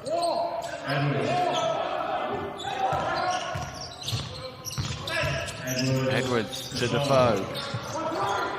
Once more Edwards. Shoots over Tuck. Hits the triple. Big shot, Cortez Edwards. It's a big shot, Cortez Edwards. And Mike Tuck didn't leave him as well. The mismatch was made there after the screen. But Mike Tuck stayed with him. But Cortez Edwards was able to make the difficult play there.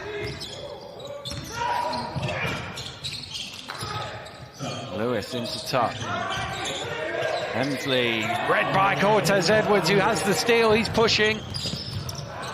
And it's going to be a foul on Lillard. Good foul from Lillard, I think. Sharks were scrambling, they were back, but they weren't organised. The only problem is it's his fourth. Oh, maybe no, it's good of a foul. I take back my comment. I mean, Anton Lillard's a guy you'd want to be prominent the last stages of this game.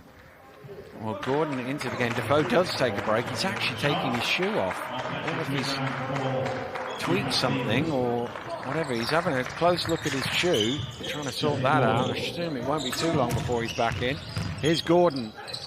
Oh, Nichols held on to it, and Gordon went up and down. It's a travel. Gordon calling for a jump ball. That's not a rule in this country. Well, what it is a great play from Kipper Nichols. Perfectly timed there, and doesn't do the swipe down, which often gets caught as a foul. It's a good defensive play from Kipper Nichols. Coutinho to Nichols. Nichols going the long way around and finishing over the back. He's been brilliant today. That's another tough move. Gordon, well, he was throwing it towards Maxwell. It kind of slipped a bit, but Maxwell is there and he scores. And Maxwell takes the foul. A bonus shot coming. Well, it was made a lot more difficult for Maxwell because Gordon's pass was a little bit AWOL, but it actually gave Maxwell the opportunity to gather himself, and with that good position down low, he's a guy that's finished those all year.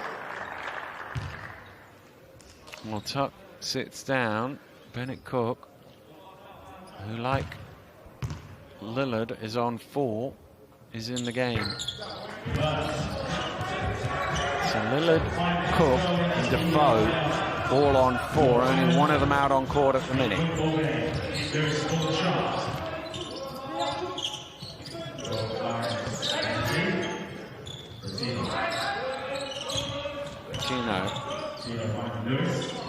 Lewis.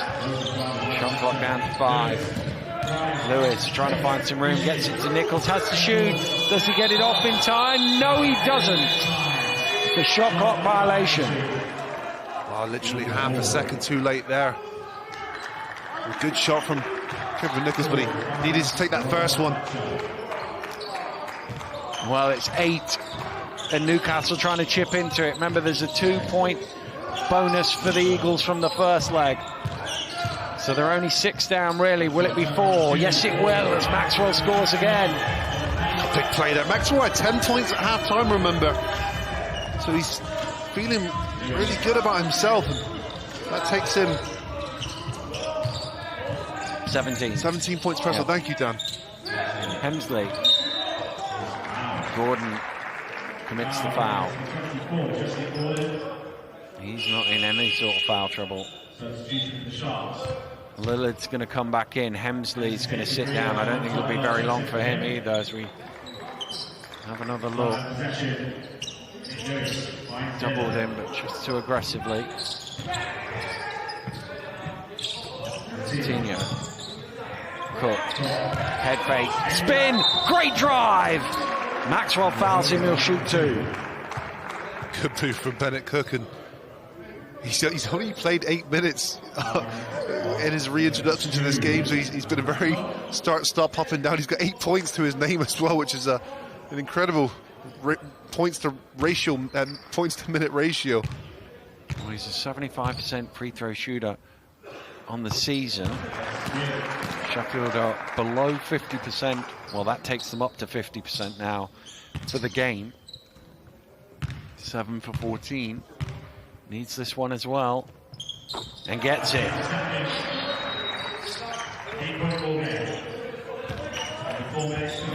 Here's Edwards. Looking to go quickly. Gets all the way to the rim. The bounce doesn't go his way. And Cook with the rebound. Lillard pushing hard. Gets all the way. Well, he wants a foul, but he perhaps should have took a bit more time off the clock.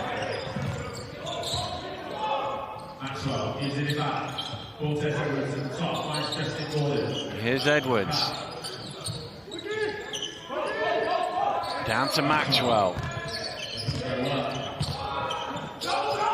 Kicks it out onto Sayers. Big shot for 3, and he knocks it down. The corner 3 once again from Sayers. He's been doing it all season, but that's one of the biggest ones he's hit. Huge play and a good movement there from the Eagles offense. Maxwell to Fletcher, makes the extra pass, and Sayers knocks it down. That's a big one. Lillard driving into traffic, says might have got a piece of that. It's going to be a Newcastle ball. Well, Sayers really hasn't had that many looks today, but you could see Fletcher had ultimate faith in him because it was late in the shot clock, so it had to be a quick pass to him, and he knew.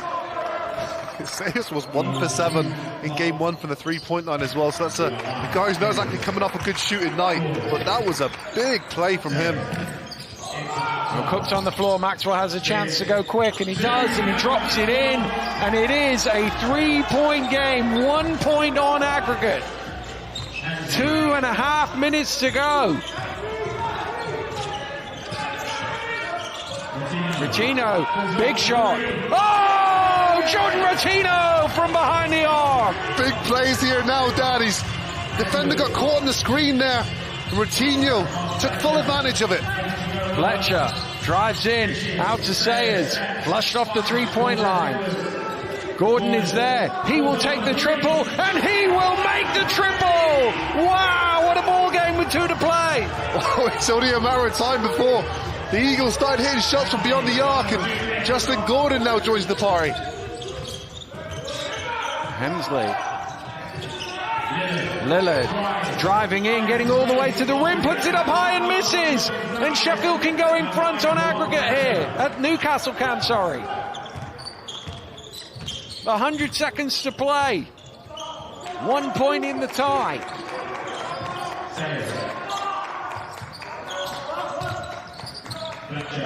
Fletcher, offensive foul. Maxwell pushing Cook out of the way. He had the position. I don't think he needed to. Didn't need to do it, Dan. He didn't. That was my first thought as well. Now he's trying to get position, but tough call on the replays. It's his 5th. He's out of the game. 19 points he finished with, but no further. Sheffield with what amounts to a 1 point lead.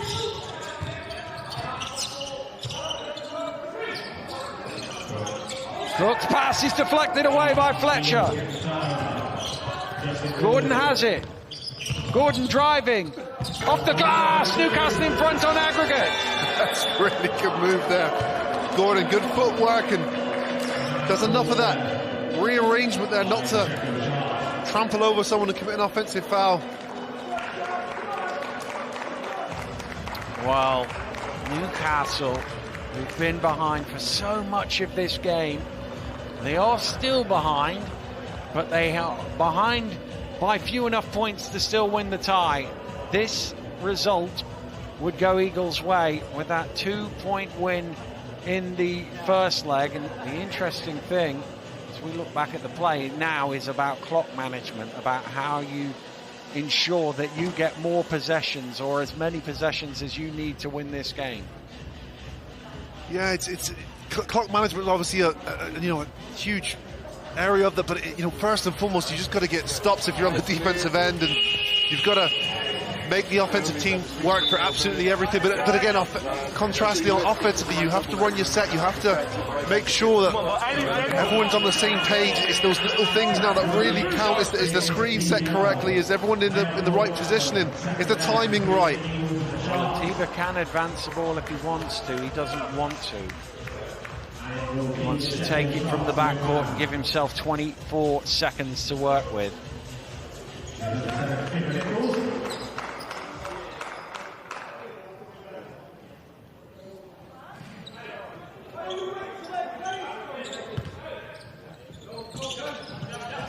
Nichols needs to get it in first of all.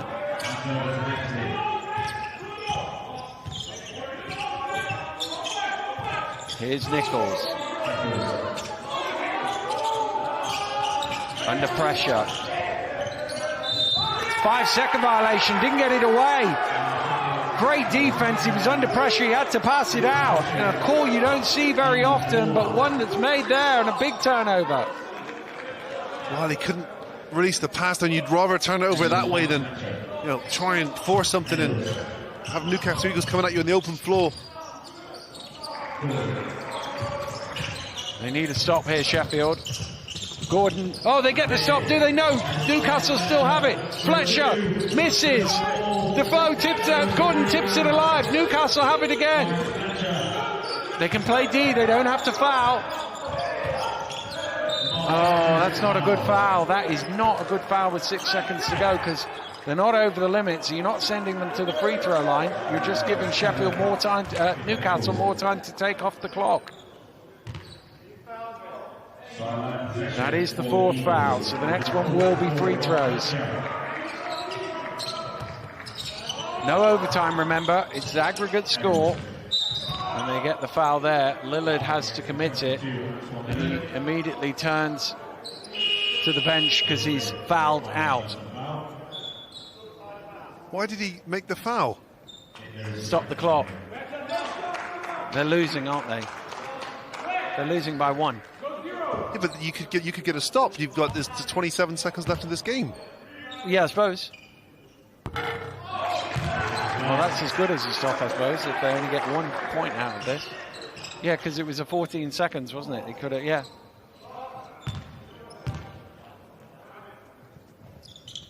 Makes the second. There will be overtime if Sheffield win by 2.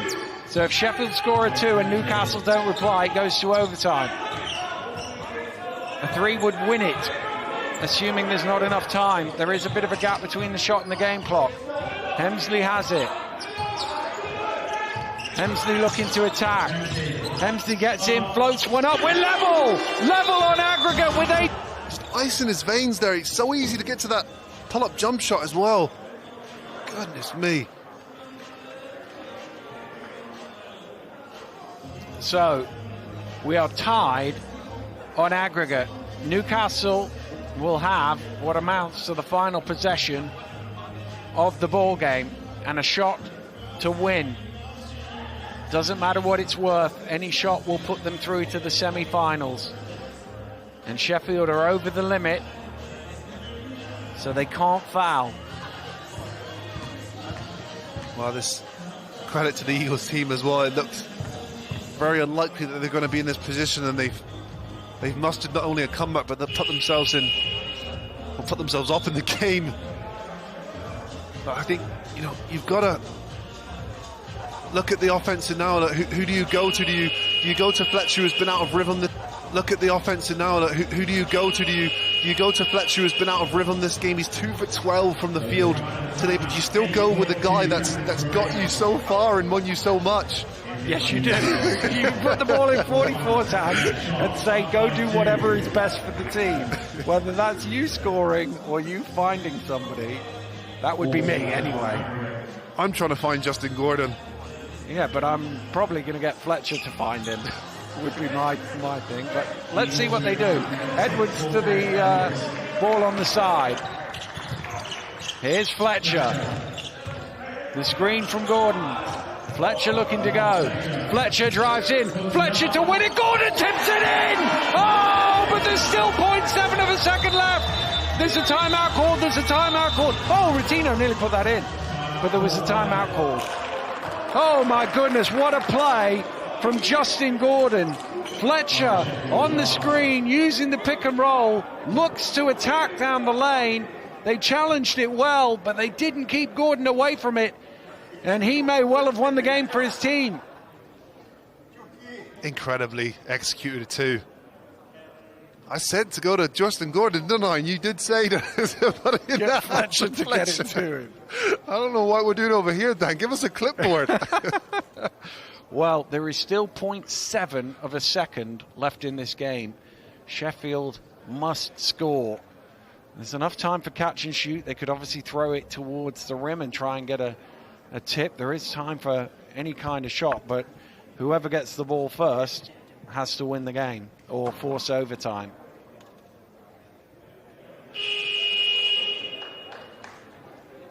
Well, I'm going to go out on a limb and say Atiba's going to advance the ball this time. I think so, Dan. Yeah, it's one of those. You're going to have to try and get something, I think, close to the rim and just... And Newcastle have to defend, but without fouling, because obviously they're over the limit. Sheffield need a play. 2 forces overtime, 3 wins it. Lewis to inbound.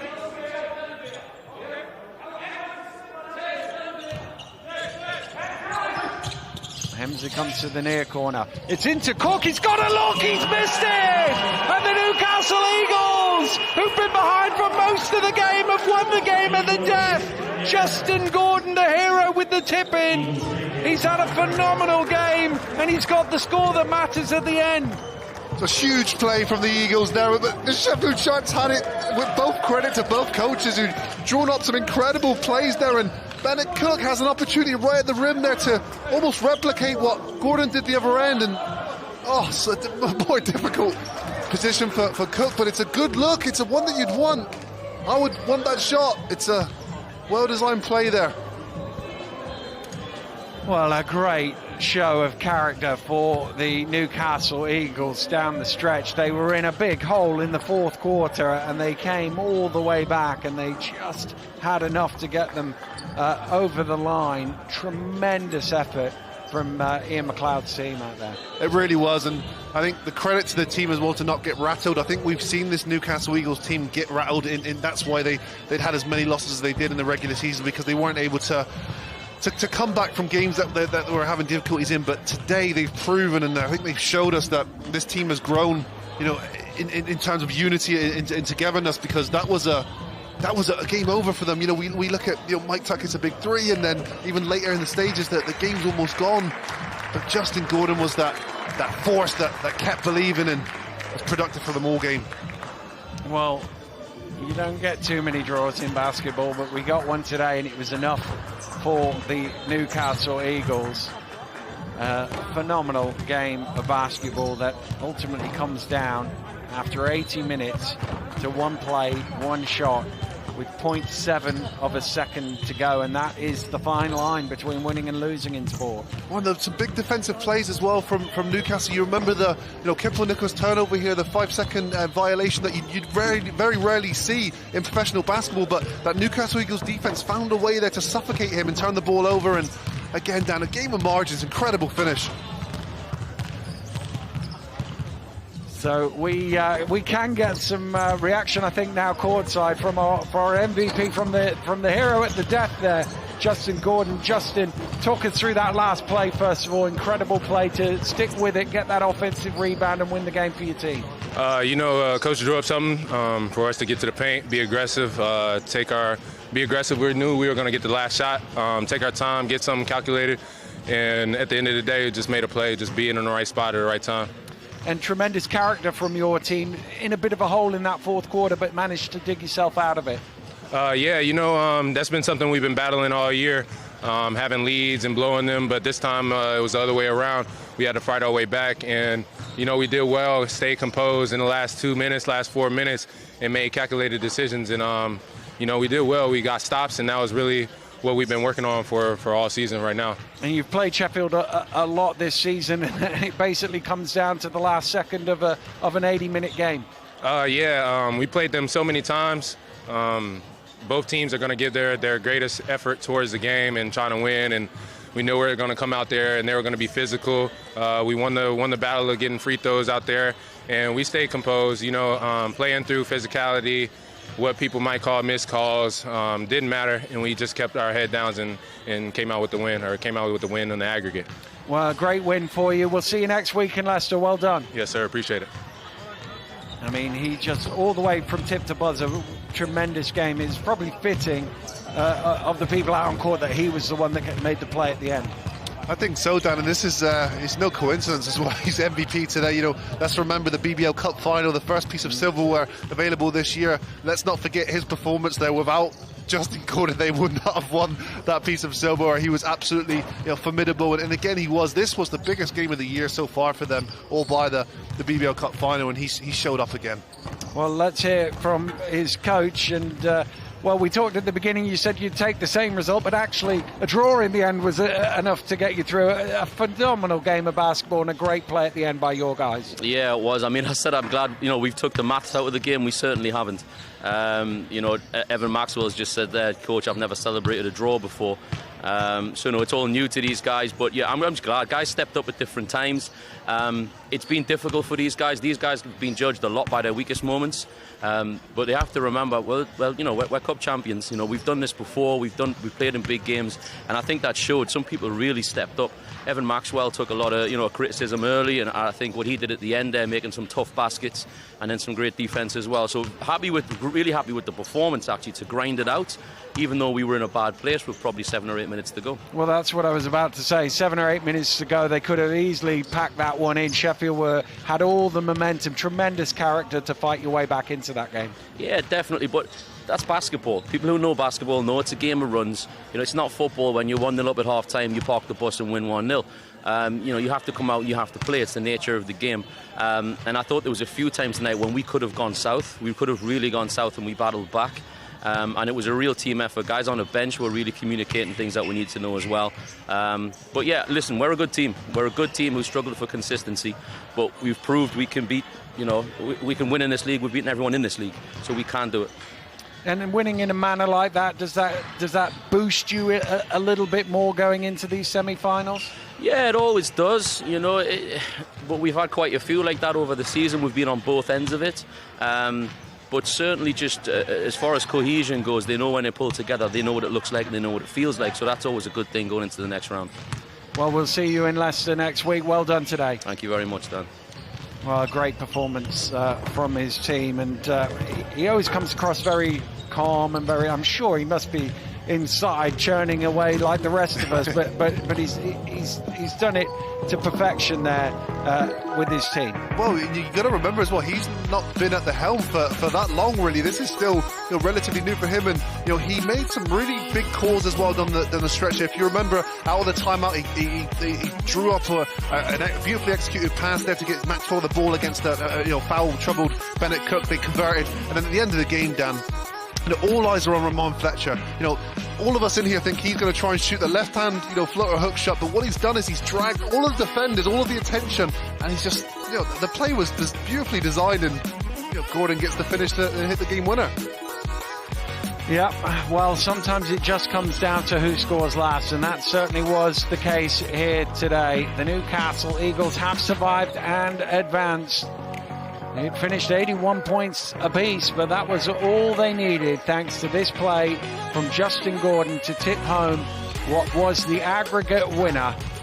And as you can see, there are two teams already out on court and ready to go. We're hoping for a little more of the same when the Plymouth Raiders and the Worcester Wolves go head-to-head. Of course, they've got a 2-point difference going into this game as well, so that promises to be just as exciting as this one. You can see Ramon Fletcher and Andrew Lawrence chatting on the baseline there, ahead of the second playoff quarter-final second leg. And we are pleased to be joined by Atiba Lyons now on the baseline to give us some feedback. And Atiba, I mean, a tremendous performance by your guys, a heartbreaking way to lose in the end. Yeah, they left it out there for me. You know, I really thank them for that. As a coach, you can't ask for anything better, but you know, your team coming ready to play every day. Great spirits, great energy, great group of guys, and in a pandemic year, to stay focused and to rally at the end of the season is a pleasure for me. And the way you played, you got in front, you maintained that lead. It looked like at the start of the fourth quarter you might have had that run that could knock them out, but credit to Newcastle, they kept on coming back. Yeah, they made some plays. You know, they definitely you know, they got that experience, and yeah, good job to them.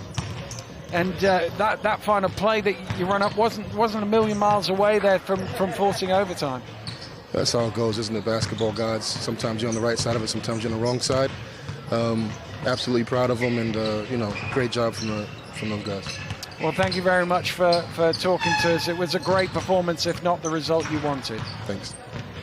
Well, it's always difficult in that moment to come out and you know, answer my questions, but you know, his team, as he says, left it all out there. They couldn't really have done much more than they did. No, and I like the approach as well. I think from the coach's staff, from his perspective, I like their mentality. Heading into this game, that first quarter, Dan. If you look back to how efficient they were and how aggressive they were as well, getting to the rim, which then opened up those shots for them later in the game. And yeah, sometimes you can play a good game and still lose. It's the nature of basketball, like Atiba Lyons was saying, and it's not going to be made any easier for those guys, knowing that they played well and lost, but it's promising if Sharks can get some of those guys back. The potential for that team is huge. Well, we're only half an hour away from the last of the 4 quarterfinals in the BBL, as the Plymouth Raiders and the Worcester Wolves go head-to-head. They too are separated by only 2 points. Sign me and row up for another 40 minutes like the ones we've just witnessed. Come back to us in about half an hour's time for that one. But for now, we will leave you with Newcastle into the semi-finals. Goodbye. Gotta keep it playing on max. I'ma keep it going till there ain't none of that. Going till there ain't none. Keep it playing on max. I'ma keep it going till there ain't none of that. Going till there ain't none. Keep it playing on that. Going till there ain't